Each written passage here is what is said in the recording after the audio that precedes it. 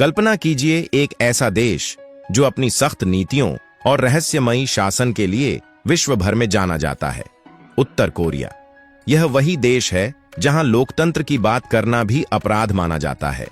लेकिन एक दिन इस देश की राजधानी प्योंगयांग में एक ऐसा आयोजन हुआ जिसने पूरी दुनिया को हैरान कर दिया। सड़कों पर सन्नाटा था, मगर एक विशेष सभागार में फूलों से सजी एक तस्वीर के सामने श्रद्धांजलि दी जा रही थी।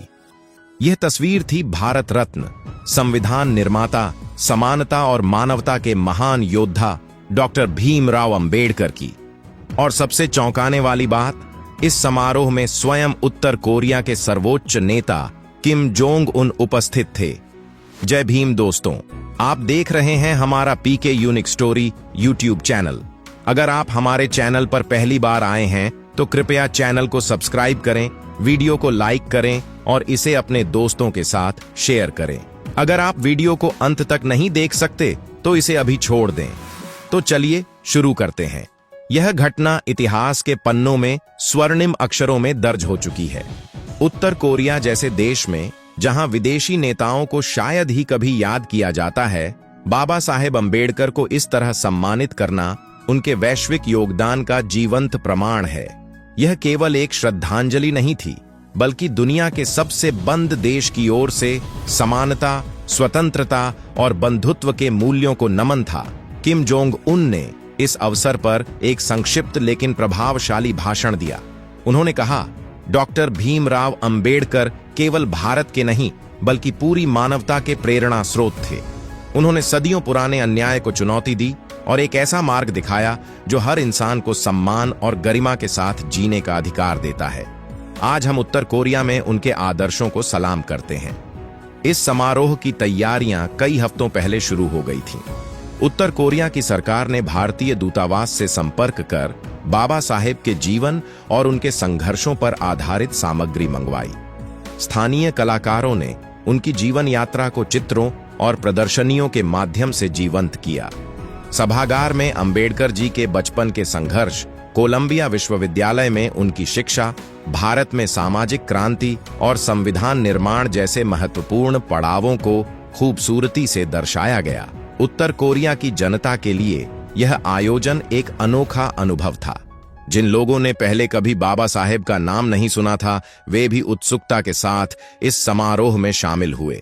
स्कूलों और विश्वविद्यालयों में विशेष व्याख्यान आयोजित किए गए, जहां छात्रों को बताया गया कि कैसे अंबेडकर जी ने न केवल भारत बल्कि पूरे विश्व के लिए समानता और मानवाधिकारों की मिसाल कायम की। इस आयोजन ने पूरी दुनिया को आश्चर्यचकित कर दिया। भारत में इसे गर्व के क्षण के रूप में देखा गया। भारतीय मीडिया ने इसकी व्यापक कवरेज की और अंतर्राष्ट्रीय मंचों पर भी इस कदम की सराहना हुई। कई विश्लेषकों ने इसे उत्तर कोरिया के लिए एक संदेश के रूप में देखा। सामाजिक समानता और मानवाधिकारों की दिशा में एक नई सोच का संकेत। सोशल मीडिया पर वन अंबेडकर इन नॉर्थ कोरिया ट्रेंड करने लगा। दुनिया भर में अंबेडकर के अनुयायियों ने इस खबर को शेयर कर उनकी वैश्विक स्वीकार्यता पर खुशी जताई। बाबा साहेब का यह संदेश, मैं ऐसे धर्म को मानता हूं जो स्वतंत्रता, समानता और भाईचारा सिखाता है, उत्तर कोरिया की दीवारों तक गूंज उठा। समारोह के समापन पर किम जोंग उन ने एक और महत्वपूर्ण घोषणा की।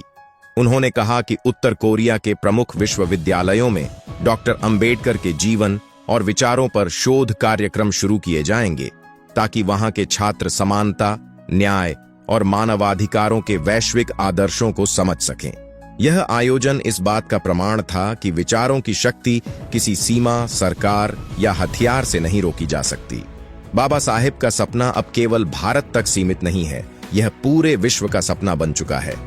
भीमराव अंबेडकर का जन्म 14 अप्रैल 1891 को एक दलित परिवार में हुआ। बचपन से ही उन्हें भेदभाव और अपमान का सामना करना पड़ा, लेकिन उन्होंने शिक्षा को अपना हथियार बनाया। उन्होंने सामाजिक असमानता के खिलाफ आजीवन संघर्ष किया और भारत के संविधान के माध्यम से एक ऐसा दस्तावेज रचा जो हर नागरिक को समानता और स्वतंत्रता की गारंटी देता है। उनका संदेश था, उठो, पढ़ो, संघर्ष करो और एक बेहतर दुनिया बनाओ। आज उनका यह संदेश अमेरिका, कनाडा, जापान जैसे देशों में भी गूंज रहा है। बाबा साहेब केवल भारत के नहीं, बल्कि पूरी मानवता के नायक हैं।